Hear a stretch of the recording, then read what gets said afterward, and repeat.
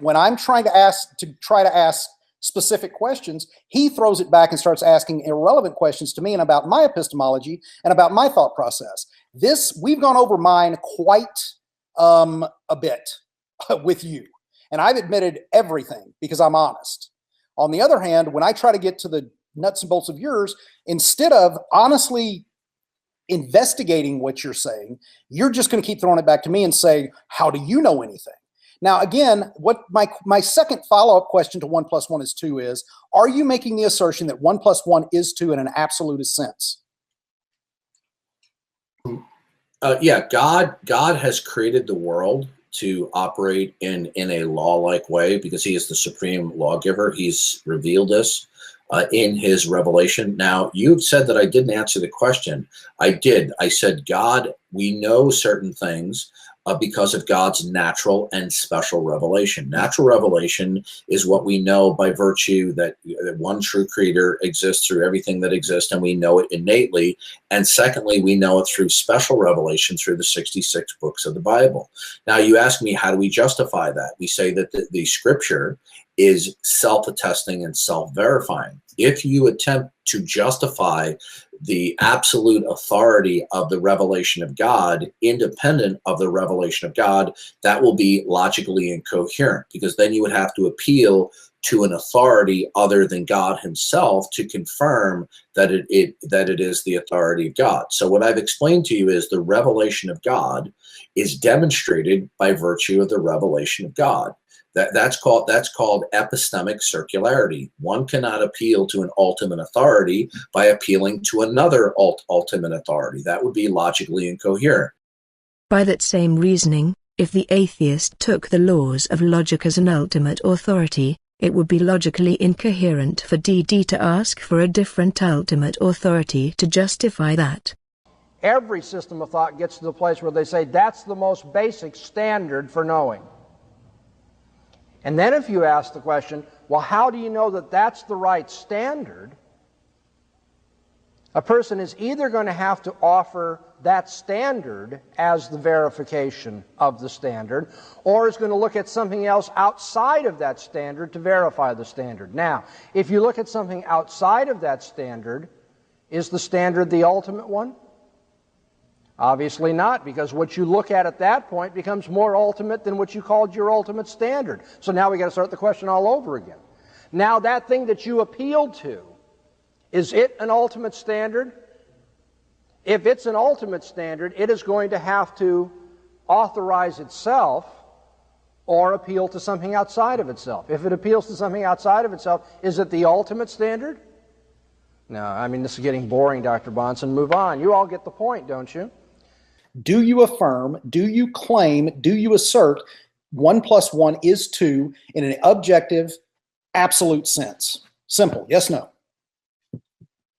To the degree that we're observing events where God does not supernaturally intervene to supersede the regularities of nature, then 1 + 1 would equal 2. If God were to decide to supernaturally supersede the laws that he has created, not violate, not stop, but supersede, he could make 1 + 1 equals 3 if he so chose. Okay? So the question is you seem to have a problem with me not having a absolute and objective foundation for my reasoning and my, I guess, truth claims, i.e. facts, when you just admitted that something as simple as mathematics, 1 + 1, you can't know, capital K, objectively, that equals 2. So what I would like to know is why, if you have admitted you can't know anything like that, why should we take you seriously?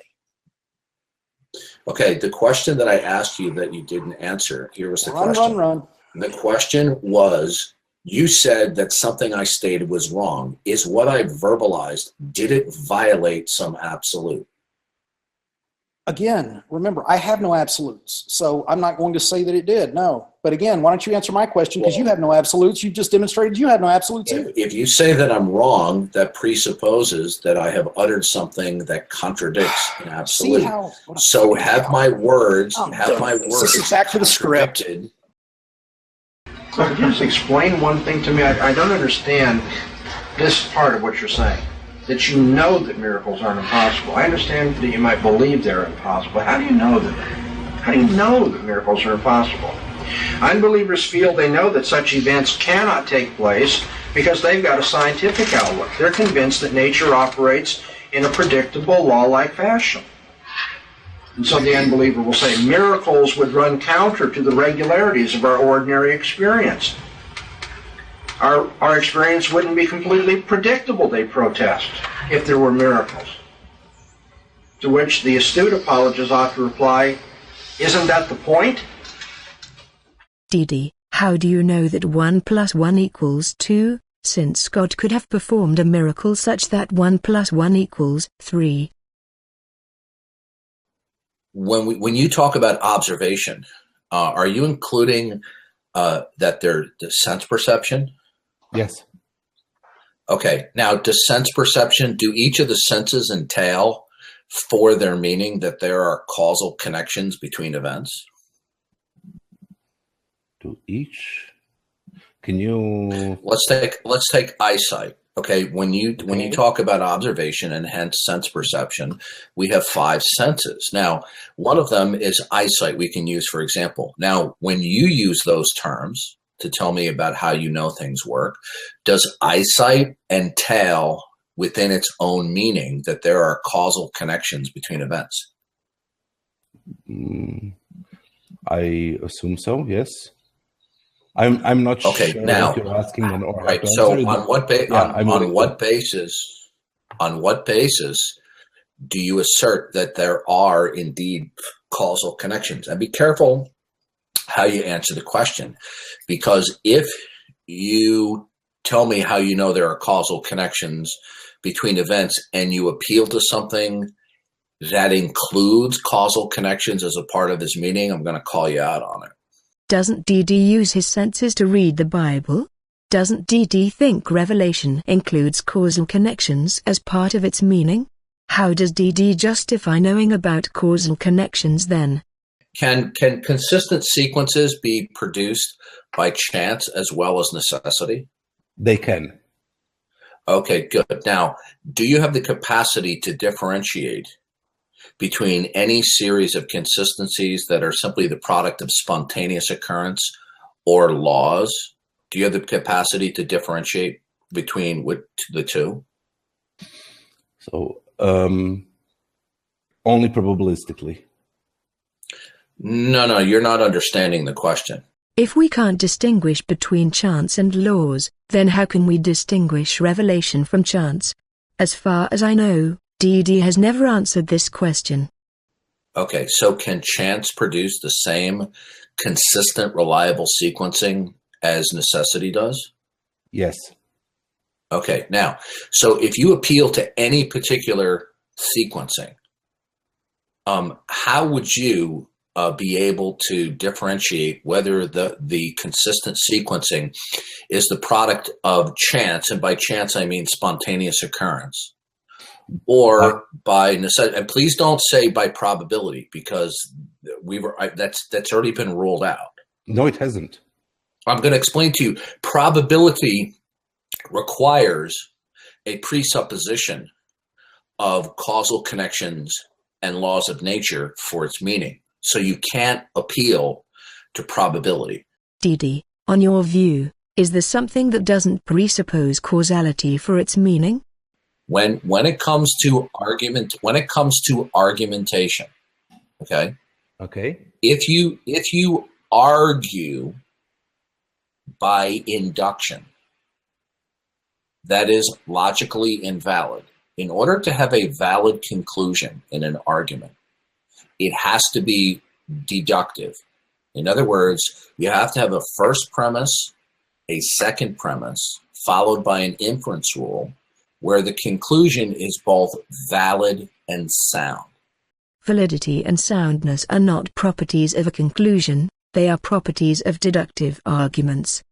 Philosopher Patrick Hurley writes in his logic book, "A valid deductive argument is an argument in which it is impossible for the conclusion to be false, given that the premises are true. A sound argument is a deductive argument that is valid and has all true premises. A strong inductive argument is an inductive argument in which it is improbable that the conclusion be false given that the premises are true. In such arguments, the conclusion does in fact follow probably from the premises. A cogent argument is an inductive argument that is strong and has all true premises." Now, if I ask you for a rational justification that there are causal connections between events, giving me inductive reasoning that there are causal connections between events is logically fallacious. No, it's not. Okay. So, wait. My head wants to explain right now. It is I'm going to tell you why it's Do you know what? Do you understand what it's meant by being logically fallacious?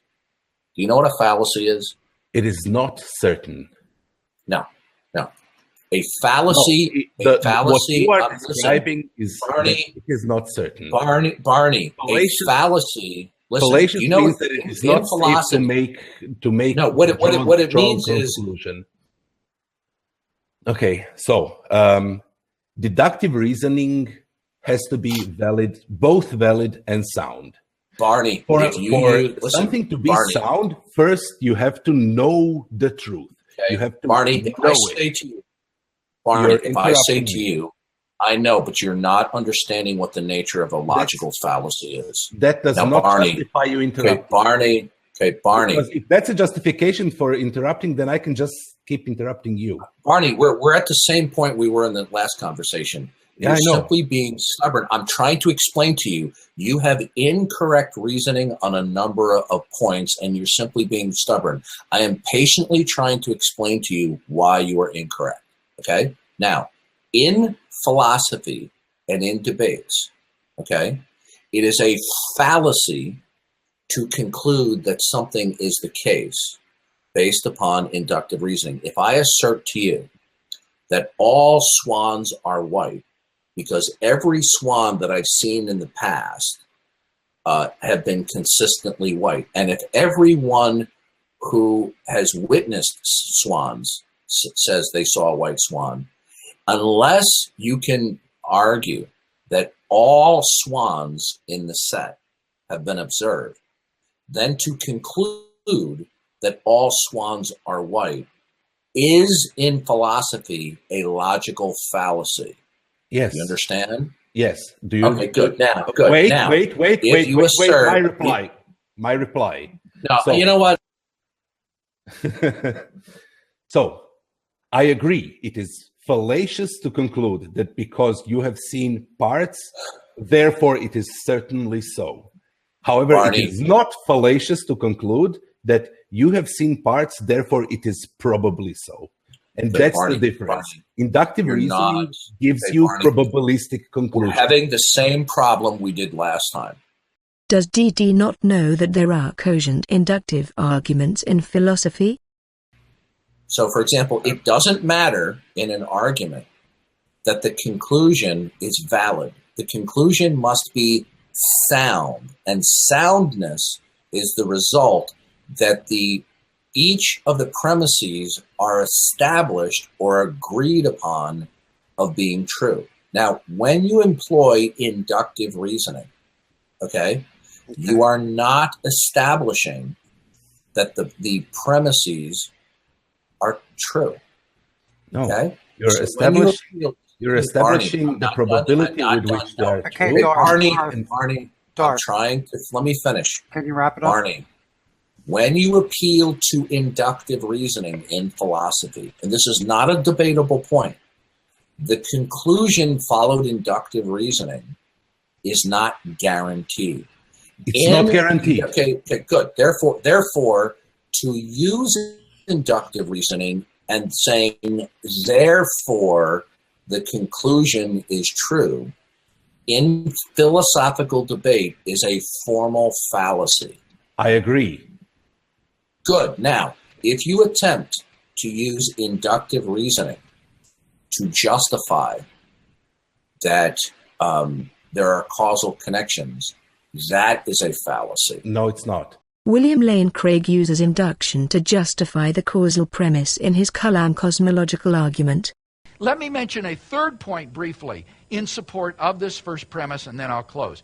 Third point is that common experience and scientific evidence confirm the truth of premise one.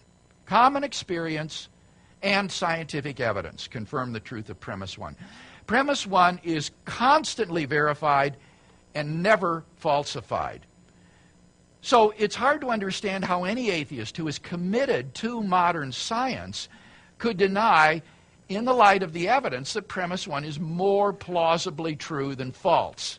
Even if it's not certain, surely the evidence makes it more plausibly true than false. It's never falsified, it's always verified, and that gives us good inductive grounds for accepting this premise. Oh, what a hit. Look out. Brad Smith. My goodness.